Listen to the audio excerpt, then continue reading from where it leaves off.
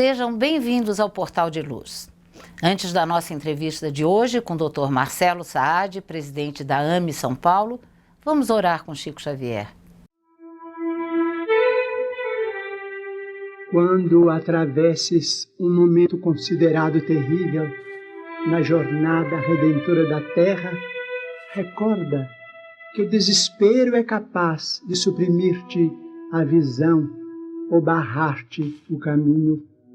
Para muitos, esse minuto estranho aparece na figura da enfermidade, para outros, na forma da cinza, com que a morte lhe subtrai temporariamente o sorriso de um ente amado. Em muitos lugares, guarda a aflição de crise espiritual, aniquilando a esperança. Em outros, eis-o que surge por avalanche de provas encadeadas, baldando a energia. Ninguém escapa a esses topes de luta que diferem para cada um de nós, segundo os objetivos que procuramos nas conquistas do espírito. Esse jaz atormentado de tentações, aquele padece abandono, aquele outro chora oportunidades perdidas e outro ainda lamenta os desenganos da própria queda. Se chegaste a instante assim, obscurecido por nuvens de lágrimas, arrima-te à paciência, ouve a fé, aconselha-te com a reflexão e medita com a serenidade, mas não procures a opinião do esmorecimento. Desânimo é fruto envenenado da ilusão que acalentamos a nosso respeito.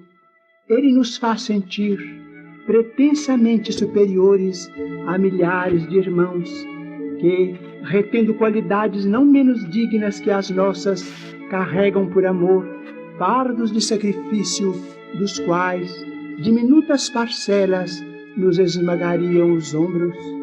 Venha o desânimo como vier, certifica-te de que a forma ideal para arredar-lhe as sombras será compreender, auxiliar, abençoar e aprimorar sempre. Guardes o coração, conturbado ou ferido, magoado ou desfalecente, serve em favor dos que te amparem ou desajudem, entendam ou caluniem. Ainda que todos os apoios humanos te falhem de improviso, nada precisas temer. Tens contigo a frente e a retaguarda, à esquerda e à direita, a força do companheiro invisível que te resolve os problemas sem perguntar e te provê com todos os recursos necessários à paz e à sustentação de teus dias. Ele que ama, trabalha e serve sem descanso, espera que ames, trabalhes e sirvas quanto possas, sem que o saibas. Ele te acompanha os pequeninos progressos e se regozija com os teus mais ínfimos triunfos, garantindo-te tranquilidade e vitória. Ele que te salvou ontem, salvará também hoje. Em qualquer tempo, lugar, dia ou situação em que te sintas à beira da queda na tentação ou na angústia, chama por Ele. Ele te atenderá pelo nome de Deus. O Portal de Luz volta hoje com a entrevista do Dr. Marcelo Saad, que é presidente da Associação Médica Espírita de São Paulo. E hoje ele vai nos falar sobre a importância de prevenir as doenças, como nós devemos nos comportar para não ficarmos doentes. Sim, obrigado, Miri. Nós é que agradecemos, doutor Marcelo. Oportunidade, é um prazer. Veja, a prevenção da doença, ela passa por diversas ações, né? Ações que precisam ser cotidianas, do dia a dia. Muitas a gente conhece, através da mídia, a gente sabe a importância de comer direito, hábitos de vida e etc. Um pouco também, através da mídia, a gente conhece a importância de nós termos um equilíbrio mental e vivermos bem, tentarmos conciliar as emoções, não deixar isso extrapolar. E temos também uma vertente que é o uso da religião, que é o enfrentamento religioso, que nos dá ferramentas de segurança, de tranquilidade, para que nós possamos enfrentar os desafios de uma forma mais equilibrada. Tudo isso tem que ser para que nós possamos dizer que estamos fazendo uma prevenção, cultivando a saúde mesmo, tudo isso tem que ser automatizado, incorporado ao nosso dia a dia, de modo que a gente faça isso de uma forma tranquila, sem obrigação. E consciente. Isso.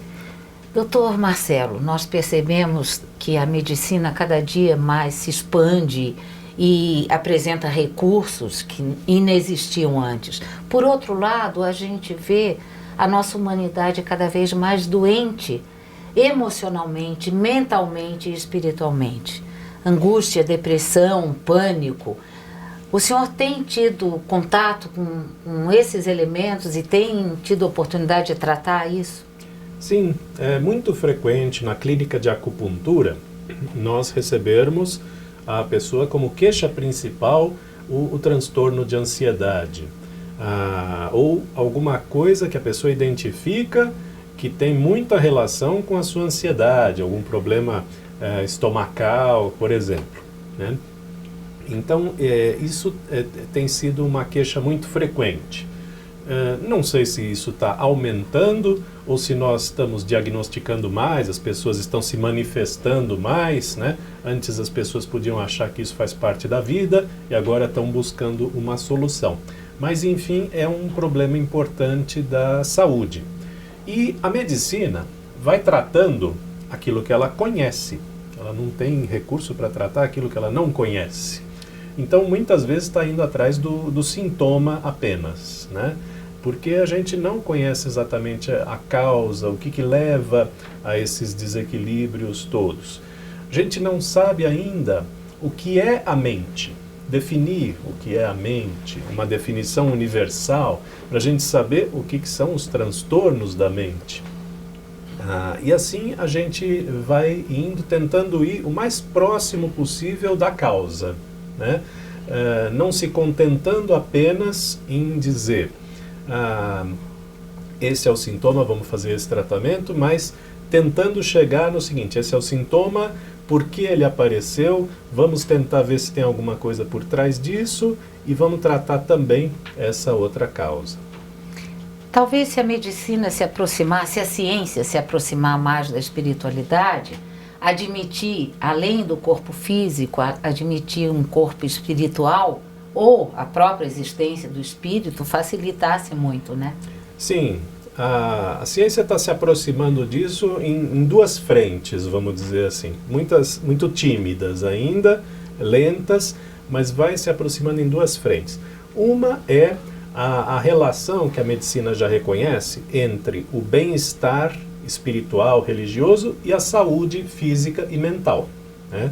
A medicina reconhece que as pessoas que têm um bem-estar físico, bem-estar religioso e espiritual mais robusto, equilibrado, elas tendem a ter melhor saúde física, saúde mental, qualidade de vida, recorrem menos a serviços de saúde e têm até maior longevidade. Quando a gente acompanha grupos ao longo de décadas, a gente vê que aquelas pessoas que nutriram sempre uma qualidade de bem-estar espiritual, elas tendem a viver mais, estatisticamente significante, né? Essa é uma das frentes pela qual a espiritualidade vai entrando na ciência e na medicina. E uma outra frente, bem mais tímida, é uma onde a medicina começa a reconhecer algumas coisas sutis, invisíveis, da esfera assim, da energia, né? Alguns trabalhos científicos mostrando em posição de mãos, em bactérias, em sementes, em formas de vida simples, mostrando que existe uma diferença. Na própria molécula da água, né? Na água também, em células de cultura, né? Isoladas, mostrando a importância da imposição das mãos, ou do pensamento de um pesquisador, que isso interfere em parâmetros ali de saúde daquela estrutura biológica. Isso é reconhecer o magnetismo, então? É, reconhecer aquilo que se descreveu como fluidos ou como magnetismo. Essas são linguagens de outros tempos e que hoje a gente ainda não tem um correspondente adequado. Então a gente vai repetindo, né, fluidos, magnetismo, mas tem alguma coisa sutil, energética, que pode ser transmitida de uma pessoa para outra. Então, isso ainda é muito tímido, são alguns trabalhos científicos publicados de uma forma muito esparsa, mas que começam a abrir um campo de uma ciência pós-materialista. E nisso nós incluiríamos o passe, então? Sim, o passe também é uma forma de você transmitir isso, esta energia, essa intenção, né? A intenção de uma pessoa poderia interferir no bem-estar físico e mental de uma outra pessoa, algumas vezes até à distância, né? Tem até trabalhos científicos estudando essa interferência à distância, porque muitos críticos, né, poderiam dizer assim, a pessoa está recebendo passe, mas ela melhora por causa do efeito placebo. Ela se sugestiona de que está sendo tratada e isso faz o sintoma desaparecer. Mas essa crítica é rebatida com aqueles estudos em que formas de vida mais simples, quando se coloca as mãos, também tem algum efeito biológico e também isso pode ser desmentido com esses estudos de tratamentos à distância, em que o indivíduo não sabe se está sendo tratado naquele momento ou não, e ele tem diferenças naqueles momentos em que o pesquisador está mandando a intenção, pensamento para ele. Isso também se aplica à oração? Sim, também a oração é uma forma de equilibrar a pessoa, né? Mesmo que a gente entenda que não está vindo uma conexão com entidades extracorpóreas. Né? Ou seja, não há naquele momento o médium, o doador, não está mediunizado, não há uma comunicação direta com o plano espiritual. Mesmo a oração privada, né? Falando da pessoa orar. A pessoa, quando ora, ela está se colocando num estado alterado de consciência, principalmente naquelas preces repetitivas, em que a pessoa está quase entrando num estado de meditação.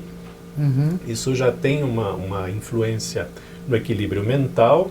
A pessoa que ora também está colocando em jogo a crença, a fé, né? Isso mobiliza recursos que a pessoa tem de cura, os recursos internos nossos, né? Porque quando a gente fala do efeito placebo, a gente costuma dizer que o efeito placebo é porcaria, né? É o lixo da pesquisa científica. Mas o efeito placebo mostra que nós temos recursos internos nossos, nativos, naturais, de se curar. Sim. E a prece está colocando a pessoa em contato com esses recursos também. A prece, a autoprece, a pessoa fazer a prece isolada, né? E nós entendemos também que tem a abertura, né, através da prece, a abertura da pessoa à ajuda espiritual, à ajuda externa, né? Porque o indivíduo poderia falar assim, eu não preciso orar, Deus sabe o que eu preciso, né? Mas Ele sabe o que você precisa. O problema é a gente se abrir para receber aquela ajuda. E a prece faz esse canal de abertura. E como dizia Jesus, doutor Marcelo, sempre que duas ou mais pessoas se reunirem, ele estaria entre elas. Então a prece coletiva, ela tem um poder ampliado. Sim, tem um poder ampliado e também agrega uma parte de sentimento de pertencer a um grupo, saber essa segurança de pessoas que pensam igual, né? Isso traz uma confiança, um outro nível de segurança que faz muito bem também para a saúde. Dentro do Espiritismo, Dr. Marcelo, todos nós sabemos que há uma lei de ação e reação. Essa lei, até que ponto nós podemos alterá-la? A gente costuma ver as doenças como causa e efeito, provas e expiações, né? Muitas vezes a gente tem como interferir nessa situação, não é uma prova ou uma expiação definitiva. Eu posso ter uma condição genética que vai se manifestar se eu tiver determinados hábitos de vida. Certo. Então, a parte determinista, a parte de destino, fatalista, é a genética com que eu nasci. A parte do livre-arbítrio é como eu desenvolvo a minha saúde para que aquela parte genética não desabroche, se manifeste, né? Dá para a gente fazer isso através de hábitos de vida, de pensamentos, e assim a gente contornar, de alguma forma, esse determinismo do destino, da fatalidade. Para encerrar, Dr. Marcelo, que atitudes no dia a dia nós devemos ter para termos uma vida mais saudável, mais feliz, mais equilibrada? Tentar mudar a ótica com que a gente vê as coisas. Mudar o jeito como a gente reage aos desafios. Por exemplo, o perdão é muito importante, né? Quando Jesus ensinou o perdão, ele estava dando uma fórmula de saúde. Porque se a gente revive aquelas agressões, aqueles sentimentos negativos, é como se a gente estivesse vivendo naquele momento a ação de novo. O sistema nervoso não entende que aquilo é uma memória, que aquilo é uma lembrança. O sistema nervoso vai reagir como se eu estivesse diante daquela situação, outra vez, e assim por diante. Então, por exemplo, o perdão é uma forma da gente eliminar uma memória passada, não reviver aquilo e então ficar mais equilibrado. É tudo uma questão de ótica, de como a gente enxerga o mundo. Muito obrigada pela sua participação. Foi um prazer tê-lo aqui conosco. Eu que agradeço, Miriam, foi um prazer. Vamos a um breve intervalo e voltamos em seguida. A Creche Lar do Alvorecer é uma entidade assistencial mantida pelo Grupo Espírita Caibar Schutel.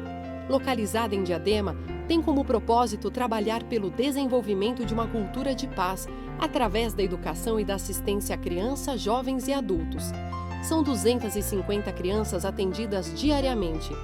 Conheça nossas atividades e colabore conosco pelo ideal de um mundo melhor. www.lardoalvorecer.org.br. O jornal Folha Espírita, fundado em 18 de abril de 1974, se dedica à divulgação da doutrina espírita. Saiba mais sobre assuntos atuais com o enfoque do Espiritismo, além de entrevistas e artigos de diversos colunistas. Você pode escolher na versão digital ou impressa. Acesse e faça sua assinatura. www.folhaespírita.com.br. Voltamos com Portal de Luz. E agora vamos ouvir Sandra Marinho com o quadro Educa Tua Alma.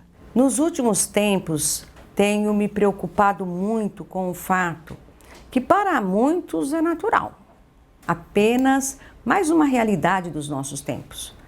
Já prestaram atenção no tempo em que as pessoas ficam em frente às suas mais variadas telinhas? Sim, telinhas dos notebooks, smartphones, televisão, etc. Em casa, andando nas ruas, nos ônibus, trens, automóveis, etc. Todos estão lá cercados pela multidão de mensagens, clicando a todo instante. O que eu estou falando não é novidade, creio que já viram muitas charges, piadas e reportagens sobre o frenesi das pessoas em frente às telinhas. Outro dia vi uma foto tirada em plena festa de aniversário de um adolescente. Todos os convidados, e acho até o aniversariante, estavam ali reunidos, porém completamente isolados, atentos às telinhas de seus celulares. Já se tornou comum também encontrarmos no restaurante várias mesas em que as pessoas estão absortas em seus aparelhos. Não se olham, não se conversam, não se tocam. Hoje, ferramentas como computadores, laptops, celulares e os eficazes aplicativos tecnológicos nos ajudam e contribuem para a realização das nossas tarefas, das mais simples às mais complexas. Entretanto, devemos fazer uma análise desse comportamento hipnótico das pessoas diante das telas. Somos seres que estamos neste mundo para aprender, aprimorar, nos melhorarmos rumo à perfeição a que estamos destinados pela vontade de Deus. No entanto, no mundo perfeito não há espaço para escravidão e nem para subjugação. E o que vemos hoje em dia é exatamente a subjugação de muitos a ponto de não conseguirem se desconectarem da multidão que visita sua telinha, mesmo à noite, quando deveriam repousar. Isto é normal? Claro que não. Se avaliarmos a importância destas centenas de conexões mantidas ao longo do dia para a vida prática do indivíduo, para o seu progresso material e pessoal, certamente chegaremos a resultado bem próximo de zero. Pergunto em que momento uma pessoa superconectada se encontra com ela mesma. Qual é o espaço dentro de si que ela encontra para criar, para produzir algo seu, algo próprio?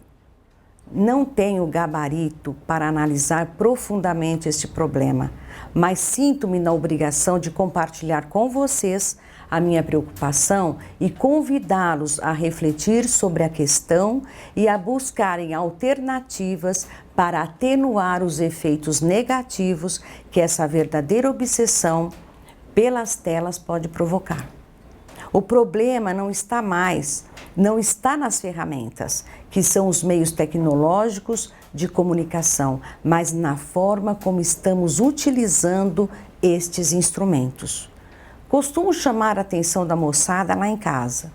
Sempre que possível, exijo atenção exclusiva durante o jantar às pessoas que estão à mesa e aos assuntos trazidos à conversa. Costumo alertar para o uso racional dos maravilhosos aparelhos, visando utilizá-los para objetivos reais, reduzindo o tempo em bate-papos furados. Por fim, indico a leitura de um livro. O livro chama-se O Blackberry de Hamlet, do americano William Powers, que faz uma análise filosófica desta problemática e propõe algumas formas para lidar com essa realidade de modo a garantir a nossa integridade, individualidade e criatividade. Compartilho algumas de suas reflexões. Escreve o autor: deixando que as telas dirijam a minha vida, desprezo os outros aspectos da minha existência e renuncio à minha integridade. Vivo uma vida menor e retribuo menos ao mundo. Esse não é um problema individual e particular. Ele afeta todos os esforços coletivos nos negócios, nas escolas, nos governos e em todos os níveis da sociedade.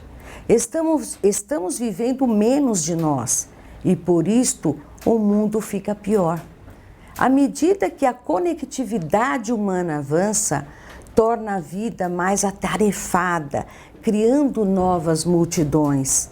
E a vida, em meio às multidões, provocam as perguntas: por que não tenho tempo para pensar?